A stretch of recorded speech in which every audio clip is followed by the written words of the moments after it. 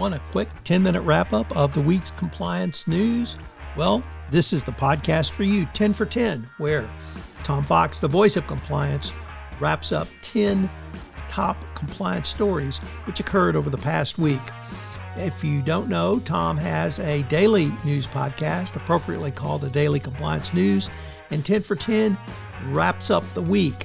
So get up on a Saturday morning, have a great cup of coffee, and check out 10 for 10, the podcast which gives you the week's top compliance news. Are you interested in upping your game in compliance through the use of AI and machine learning technology? Well, check out my latest book, Upping Your Game, How Compliance and Risk Management Move to 2030 and Beyond. You can check it out in the show notes. I've got a link to the purchase at Amazon.com. Upping Your Game. 10 for 10 for the week ending June 7, 2025. Our first story today comes to us from Bloomberg, and it's about some good news for Wells Fargo.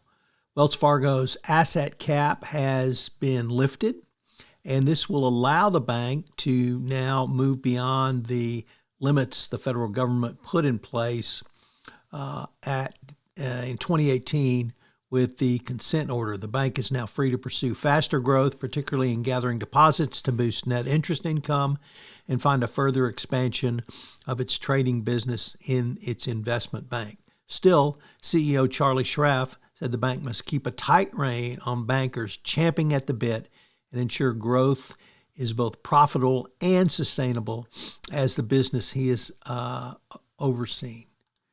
Next up, from BusinessInsider, a very interesting article on the opportunities available to Millennials and GenZers as middle managers.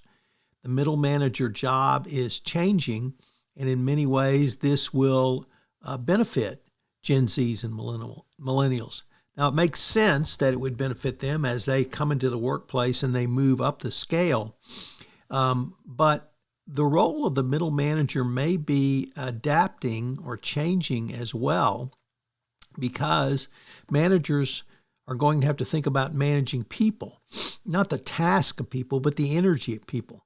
Make sure you've got a team that have the psychological safety to test, try, and fail in the service of building new things. Be mindful of where people's skill set are or is, and the energy best used in the course of doing so.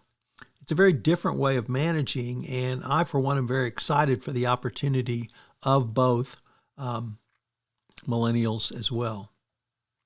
Our next story should have been paired with the first one, but it's also about Wells Fargo, and that's the actual lifting of the bank's asset cap at had been around $2 trillion. It was the most severe rebuke handed to a bank in a long time, and it was, of course, after the false account scandal that permeated the company that was settled back in 2018. From Bloomberg, just a crazy story about Ecopetrol, the Ecuadorian national energy company, and it involves allegations of spying and the corruption of in Colombia. So Colombian prosecutors are probing the company's contract tied to surveillance of its own executives. And authorities opened a preliminary investigation into the contract at the state-run oil giant that aims to monitor communications among its top executives.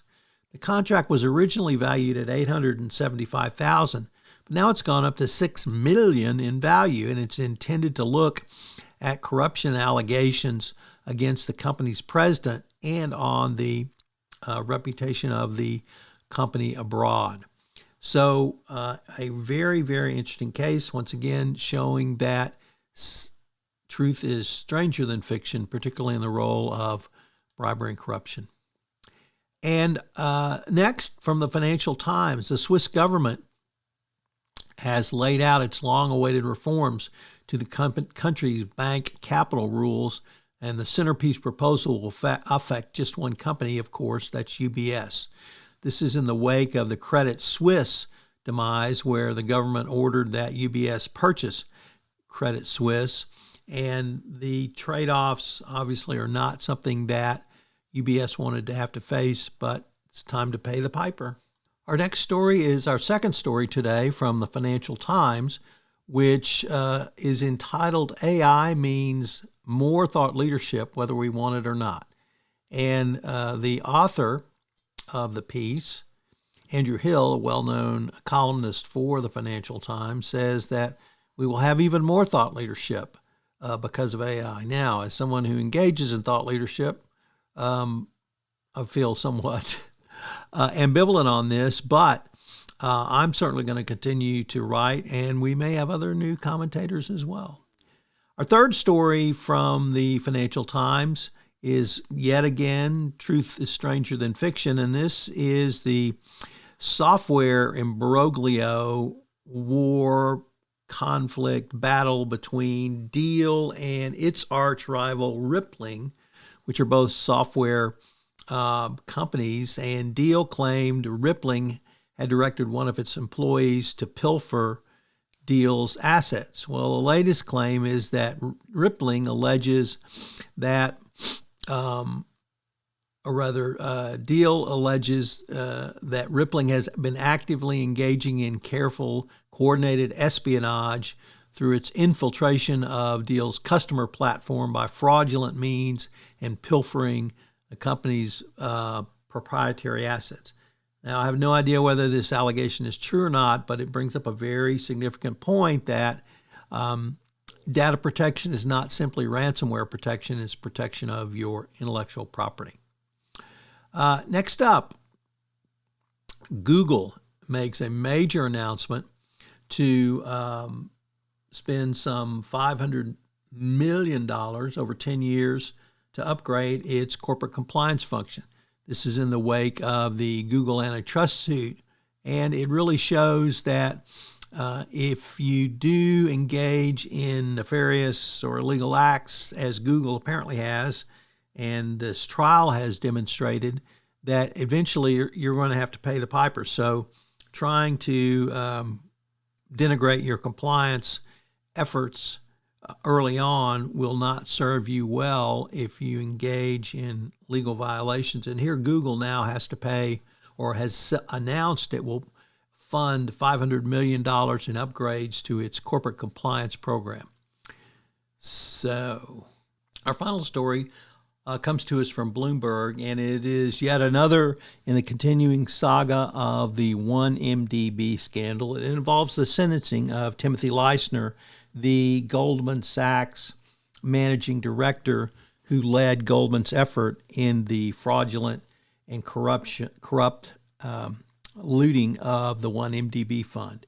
Leissner had pled guilty several years ago, and his sentencing was delayed 10 times. Well, the prosecution and Leissner had asked for no jail time because of his extraordinary cooperation, or alleged extraordinary cooperation, with the government.